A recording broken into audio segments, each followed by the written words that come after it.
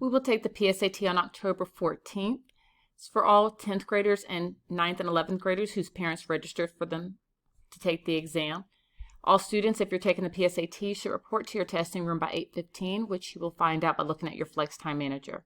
With parent permission, students who are taking the PSAT may leave once they are done with their exam, which will be around 12:15 to 12:30. In order for students to leave, you must have a signed permission slip submitted and returned to the school by the 12th of October. If you're staying after the PSAT, you will eat lunch with your first period class. Lunch will be 30 minutes. We'll have 2 lunch sessions, and we will serve breakfast as normal on that day. Buses are still going to run their normal time for pickup and drop-off in the AM and PM.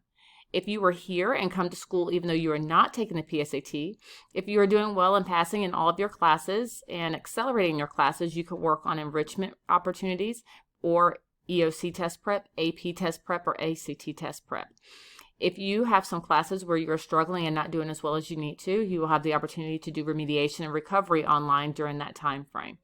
After testing, all students will report to their odd day classes if they're here on campus, and they will still work on lessons via It's Learning. However, they will have the opportunity for face-to-face instruction during each of their classes, which is approximately 40 minutes long based upon the schedule provided. Students who opt to learn from home on that day can log on to It's Learning and work to make up work, test prep, recovery during the morning, and in the afternoon, they can log on to It's Learning to see what's going on in their odd day classes and lessons. We will take the PSAT again on October 14th from 8:25 to 12:05.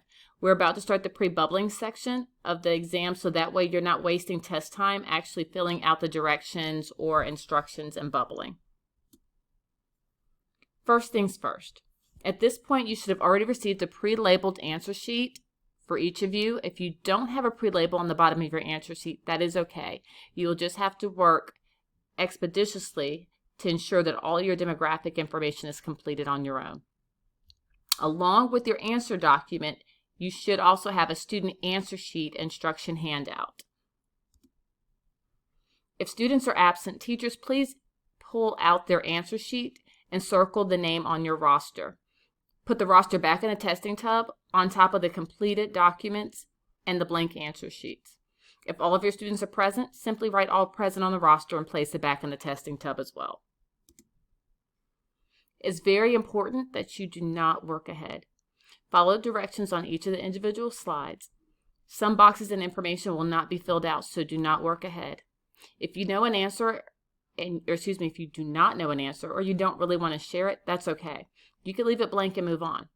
On the day of testing, remember to bring your number 2 pencils for testing, and you're going to make sure that you pay attention to the final slide so that you have an approved calculator for the PSAT that you must bring on your own.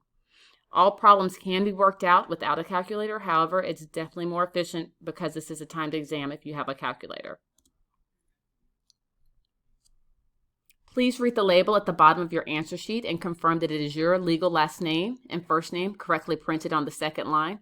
Check that the school code is correctly identified for North Forsyth High School as 110921, and that you have the correct date of birth and that your gender is noted as well as your grade.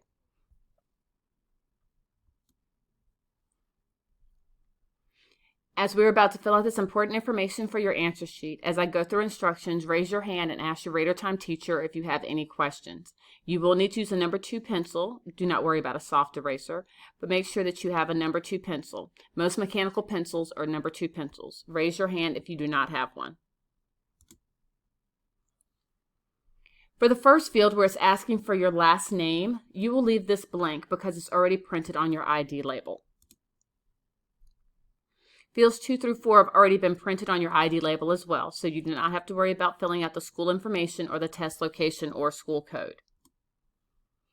Fields 5A through 5B relate to the National Merit Scholarship Program, which is a very important scholarship organization that gives students financial aid for school.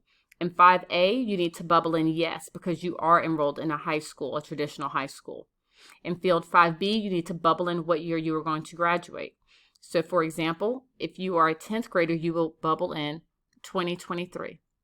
If you are a freshman, you would bubble in after 2023. And if you are a junior, you would bubble in 2022. For the sake of this presentation, 10th graders, you should bubble in 2023. For letter C, you will bubble in that you are graduating in 4 years. That is the expected time to graduate. And for 5D, please leave it blank. Make no marks in fields 6 through 8 because, again, this is already labeled on your pre-ID label. And the National Merit Scholarship Program is considered without regard to your gender anyway. You will follow the instructions in your booklet for filling out fields 9 through 13. Raise your hand if you have any questions, but I'll go along with you for each of these. In field number 9, you're going to write your address. Please write the numeric portion, have a space where you bubble in with an oval, as you can see. Next to the 5, there's a space. Write in the verbal portion of your address. Notice the spaces in between the L in coal and the M in mountain, and bubble in everything as well. Note this is done for the city, for your state, bubble in Georgia, and for your zip code, please make sure you bubble in the numeric portion as well as writing in the boxes. For field 13, please leave this blank. This field is not important because they're already making the assumption that you live in the United States. This is for students that's taking this exam outside of the United States. For field 14, you're going to write your student ID number. All of our student ID numbers are just numbers. There's no letters, but you're going to start from the left, as I did right here with my 4, and then you're going to write in your student ID number and bubble it in as well.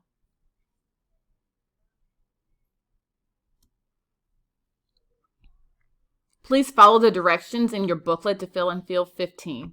For field 15, they're going to ask you for your cell phone number. The College Board does not sell your cell phone number to anybody. This is strictly just for getting text messages about programs offered through the College Board, summer programs, surveys, college planning services, and you can opt out at any time if you get frustrated with receiving text messages. Oftentimes, students put in their parents' cell phone numbers just because this also lets you know when your score report is ready, and again, college information. However, if you are a sophomore and a junior, you definitely need to put in your own cell phone information. As we answer questions 16 through 21, this will help ensure that test services are fair and useful to all students, and they use these answers for research purposes. And we're strongly encouraging you to complete this section because National Merit Scholarship will not use your answers to these questions to determine your score on the test. All of these choices, though, are optional regarding whether you answer them. If your parent or guardian has told you that you shouldn't complete any optional or voluntary information, then just leave it blank as we go through these slides. And box 21 is going to ask for your cell phone number again, and that is just to receive text messages and participate in surveys, and if you want to receive free college information and planning services. So for box 16, would you like to share information with colleges and scholarships and educational nonprofit organizations so they can contact you? You definitely want to mark yes for this because that's the whole point of you taking this exam, is so that others can see you. They don't magically know that you exist. You know that they exist, but in order for them to know who you are, where you are, and what your interests are as it relates to college and post-secondary options, you must mark yes. For field 17, A and B, please look into your booklet, your little pamphlet, the one that has the student test directions on there. And for 17 is your racial and ethnic group. And A is asking if you are Hispanic, and if so, which Hispanic origin are you? And B is asking for your race, and please mark all that apply if you are more than one race. For 18, they're asking about your language background and what language did you speak first. So it's either going to be English only, or English another language, or another language. Again, this is for research purposes. And for B, it's an extension of what language do you know best, and they have different choices. So you definitely want to look in your booklet. On number 19, this is asking about your grade point average in general. Not necessarily what you have right now in this moment. Typically, what type of student are you?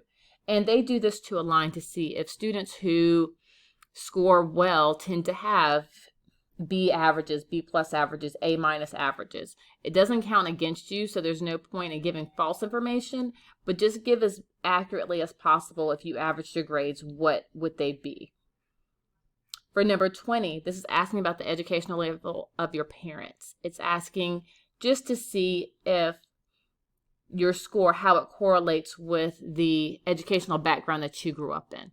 It does not mean that if your parents received advanced degrees that you're going to have a high score, or if your parents graduated with only some high school that you're going to do poorly. It does not mean that at all. They just use this just to create correlation. So please answer questions A and B for number 20. And if you want to answer only about one parent or guardian, that's perfectly fine. Or again, you can leave it blank.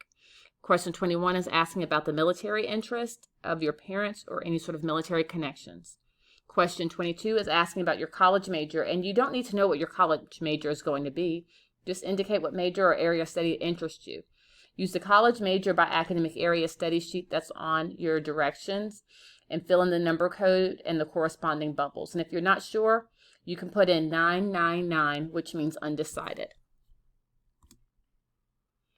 Finally, for field 23, if you choose to opt in with your email address, it's completely optional. If you provide an email address, fill in the bubbles to indicate whether the email address is yours or your parents', because the College Board will use your email address to send information such as when your scores are in.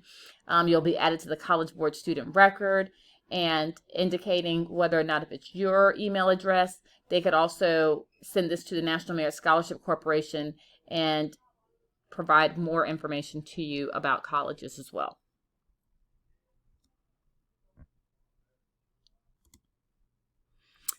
At this point, you're now completed with completing all personal information. Close your answer sheet, and your teacher will collect your answer sheet and your student answer sheet instructions, and please sit quietly.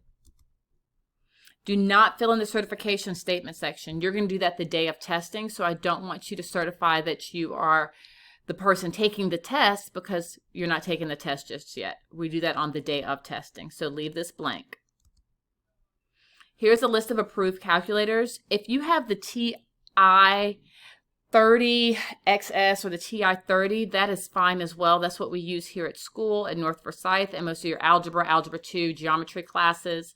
It's perfectly fine, even though it's not on the list. I have verified that that calculator is acceptable to use. You just can't use a calculator on your cell phone, laptop, tablet, anything that plugs in, or anything with paper tape.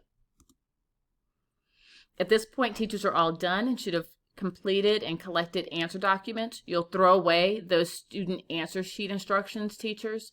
Pack the tub back up in this order. You're going to want your class roster on top, then the answer sheets of the absent students, and then all the answer documents in alphabetical order of the students in your rater time. And we are all done. I look forward to seeing you all on October 14th, where you will do outstandingly well on your PSAT or National Merit Scholarship Test.